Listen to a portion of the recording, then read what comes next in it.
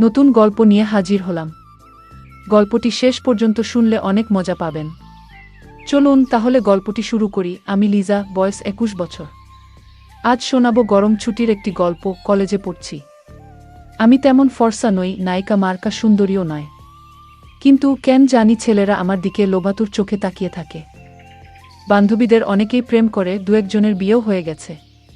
তাদের স্বামীদের সোহাগের কথা শুনলে হিংসায় জ্বলে মরি। আমি তেমন সুন্দরী নই বলে হয়তো কেউ আমাকে প্রেমের প্রস্তাব দেয় না। আর আমি তো একটা মেয়ে, হাজার ইচ্ছা থাকলেও বেহায়ার মতো কোনো ছেলেকে গিয়ে প্রস্তাব দিতেও পারি না। ছেলেরা শুধু আমার শরীরের দিকে তাকায়। ওদের তাকানো দেখে বুঝতে অসুবিধা হয় না ওরা কি চায়। আমিও তো তাই চাই, কিন্তু ওরা আমাকে একবার কাছে পেতে চায়, আর আমি চাই একজন নিয়মিত সঙ্গী। একবার আগুন লাগিয়ে হারিয়ে গেলে আমি আবার চাহিদা মেটাবো কি করে? আমার মনে হয় ছেলেরা আমার শরীরটাকে পছন্দ করে। আমি 5 ফুট 2 ইঞ্চি লম্বা, বেশ স্বাস্থ্যবতী। আমার শরীরের মাপ 3-4-2-6-3-7।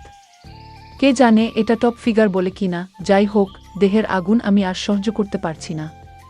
কবে আসবে আমার স্বপ্নের পুরুষ? কবে হবে আমার স্বপ্ন পূরণ? কবে কেউ আমাকে ধরে বিছানায় নিয়ে গিয়ে আমার চাহিদা পূরণ করবে? আমার স্বপ্নের মন্দিরে ফিতে কেটে কবে উদ্বোধন হবে? উফ, ভয়, শিহরণ, আনন্দ সব একসঙ্গে। আমাদের পাশের বাসায় থাকে দীপু। আবার সে আমার ছোট ভাই সুজার বন্ধু। ওদের প্রায়ই আমাদের বাসায় দেখা যায় আমার ভাইয়ের সঙ্গে কম্পিউটারে গেমস খেলতে। মাঝে মাঝে সুজাও ওদের বাসায় যায়। আমিও দীপুর বড় বোন বিনার সঙ্গে মাঝে মাঝে মার্কেটে যাই। আমাদের মধ্যে বেশ বন্ধুত্ব। দীপুকে আমি ছোট ভাইয়ের মতো দেখি। কোনোদিন তাকে নিয়ে খারাপ কিছু ভাবিনি। দীপুর চোখেও আমি কোনো লালসা দেখিনি। ছেলেটিকে আমার পছন্দ, কারণ সে বেশ বুদ্ধিমান। প্রায়ই সে বিভিন্ন ধাঁধা আর বুদ্ধির খেলায় আমাদের চমকে দিত। একদিন আমি কলেজে থাকা অবস্থায় মোবাইলে আমার ভাই সুজার ফোন এলো। সে বলল আব্বু আর আম্মু এক আত্মীয়ের বাড়িতে গেছে, ফিরতে একটু দেরি হবে। আমি আধা ঘন্টা পরে বাসায় ফিরলাম। আমার কাছে চাবি ছিল, তাই দরজা নক না করেই দরজা খুলে ফেললাম।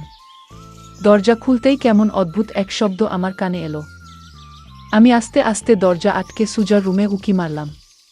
যা দেখলাম তাতে আমার নিঃশ্বাস বন্ধ হয়ে এলো। কম্পিউটারে বিদেশি ভিডিও চলছে আর দীপু তা দেখছে, কিন্তু আমার ভাই সুজাকে কোথাও দেখতে পেলাম না।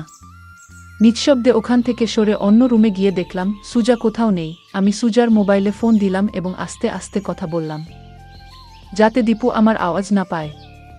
জানতে পারলাম সুজা এইমাত্র মার্কেটে গেছে। কাছে কিছু গেমসের সিডি আনতে গিয়েছে এবং ফিরতে অন্তত 1 ঘন্টা লাগবে। সুজা দীপুকে বাসায় রেখে গেছে। আমিও বুদ্ধি করে ঠিক করলাম, আমি যে বাসায় চলে এসেছি এবং দীপুকে দেখেছি তা সুজাকে জানাব না। এখন আমার হাতে 1 ঘন্টা সময়। আর পাশের রুমে রয়েছে টকবগে তরুণ এক 16 বছরের কিশোর। আমি এখন কি করব? গিয়ে ধরা দেব? আচ্ছা, আমি গিয়ে বলার পরে যদি দীপু রাজি না হয়? যদি আমার ভাইকে বলে দেয়? কি লজ্জার ব্যাপার হবে।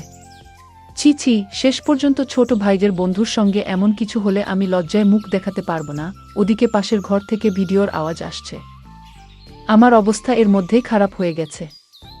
আমার শরীরে এক অস্বস্তি অনুভব করলাম, খুব বিশ্রী লাগছে। তাড়াতাড়ি সালোয়ার খুলে নিজের পোশাক পরিবর্তন করে নিলাম। এরপর একটা তোয়ালে জড়িয়ে বাথরুমে ঢুকলাম, মাথায় ঠান্ডা পানি ঢাললাম। এরপর ফ্রেশ হয়ে বেরিয়ে এলাম। হঠাৎ আমার চোখ পড়ল বিছানার উপর। একটু আগে এখানে আমার পোশাক ছিল, সেটা কোথায় গেল? ভয় পেলাম। ঘরে ভূত আছে নাকি? তোয়ালে পেঁচানো অবস্থায় খুঁজতে লাগলাম। তখনই মনে পড়ল ঘরে তো আরেকজন আছে। আমি নিঃশব্দে সুজার ঘরে উকি দিলাম। এবার আরেক চমক দেখতে পেলাম। আমার আর বুঝতে বাকি রইল না এটা কার কাজ। আমার তো আনন্দের সীমা নেই। আমাকে ফাঁদ পেতে কিছু করতে হলো না, শিকার নিজেই ফাঁদে ধরা দিয়েছে। 1 মিনিট চিন্তা করে দেখলাম দীপুকে বশ করার জন্য কি করব। এরপর কাজে নেমে পড়লাম। দরজাটা ধাক্কা দিয়ে খুলে হঠাৎ ভেতরে ঢুকে পড়লাম। আমাকে দেখে দীপুর কি অবস্থা।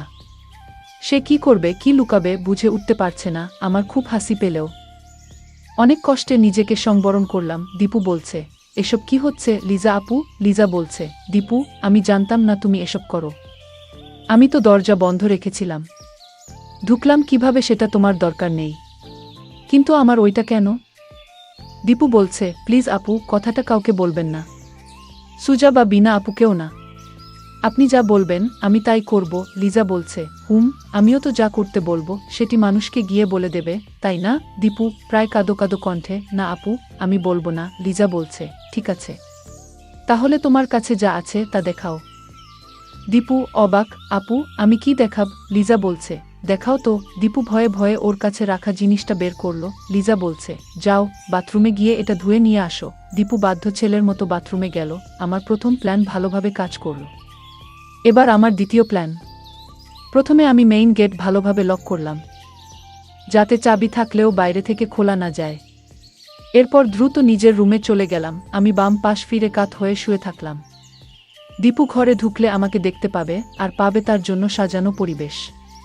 অপেক্ষা আর অপেক্ষা। এক এক সেকেন্ড যেন এক এক ঘন্টা মনে হচ্ছিল দুরু দুরু বুক নিয়ে অপেক্ষা করছি। কখন আসবে দীপু? নাকি লজ্জায় চলে যাবে? অবশেষে দরজা খোলার শব্দ পেলাম। পেছনে তাকিয়ে দেখি দীপু। আমন্ত্রণসূচক একটি হাসি দিলাম আর মুখ ফিরিয়ে নিলাম। দেখি এবার কি করে। ছেলেটি সত্যিই বুদ্ধিমান। আমার সাজিয়ে রাখা জিনিসগুলো নিয়ে শুরু করল গেম খেলা। কি অসাধারণ তার প্রতিভা! গেমের প্রতিটি লেভেল যেভাবে খেলছে, মনে হচ্ছে এসব গেম তার আগে থেকেই জানা। আমার প্রথমবার ওর সঙ্গে গেম খেলতে ভয় লাগছিল, কিন্তু দীপু আমাকে সব শিখিয়ে দিল। এখন বুঝতে পারছি গেম খেলার আনন্দটাই আলাদা। বন্ধুরা, গল্পটি এখানেই সমাপ্ত করলাম। গল্পটি ভালো লাগলে একটি লাইক দিন এবং চ্যানেলটি সাবস্ক্রাইব করে দেবেন। দেখা হচ্ছে পরের ভিডিওতে।